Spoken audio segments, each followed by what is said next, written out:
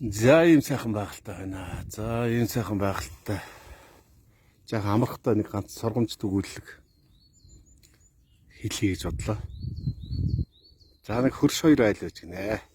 Нэг гэр бүл нь болохоор үргэлж хэрүүл маргаан хийж оруулж ашиглаж байдаг. Нөгөө гэр бүл нь аюу тийм ихтэй нартай амьдардаг юм хоёр хөршүүд байж гэнэ л дээ.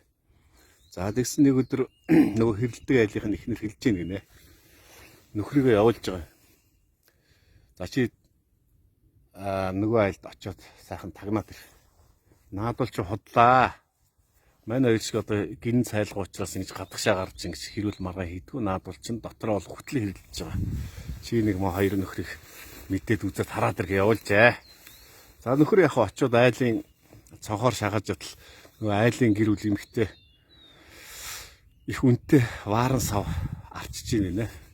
Гэтлэгийн туц дуурсан нөгөө гэр эзэгтэй вааран саваа ширээний нэг болон дээр тавингуудаа гүүгээд уцруугаа гүүгээ авчиж. За энэ хооронд нөхөр нь хараагаа ороод ирлээ гэнэ. Нөхөр нь харааж орж ирээд нойрмөлсөн боссон болтоо орж ирэнгүүт нөгөө ширээний ирмэг дээр байгаа үнэтэй вааран саваа мөргөд унгац хаглаа хийсэн. За одоо нөгөө харж ясан нөхөр чинь бөөн баяр болно шүү дээ. За та хоёрыг одоо харантаас та бөөн скандал болно. Бөөн хэрүүл маргаан болно. Гэт ингээд харж яж гин. За ингэсэн ихнэр нь орж ирээд хэлж гин нэ. За намайг уучлаарай миний буруу. Би одоо ингээд яар сандарч байгаа тех буруу зөрүү тавиад ийн. Яг ингээд булан дээр тавьц учраас ийм асуудал болчлоо. Уучлаарай намайг гэсэн. Нөхөр нэгүй юу гэж миний буруу ахгүй юм чинь. Би уртгаас харж байсан бол ийм асуудал болохгүй шүү дээ. Юу гэж чиний буруу дээ. Харин миний буруу намайг уучлаарай гэж юм нэ. За ийм асуудал болж гин. За ингээд нөгөөд чинь гэртээ дахиад очих юм дээ. Ийм асуудлыг хардсан. За тэгсэн ихнэр нь за юу болов яа гэсэн нөхөр чинь дугаа суугаад гэж. Дугаа сууж ясна ингэж хэлсэн гинэ.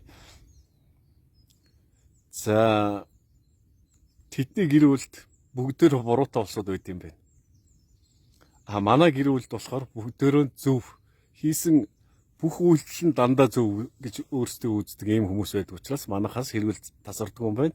Нөгөө гэр бүл бол ягаад эвтэй найртай амьдраад байна гэхээр бүгдөө одоо хийсэн үйлдэлээ буруугаар хүлээн зөвшөөрдөг учраас энэ гэр бүл сайхан амьдралдаг байсан юм байна гэж хэрүүл маргаангүй сайхан амьдралдаг юм байна гэж үннийг хэлж гинэ.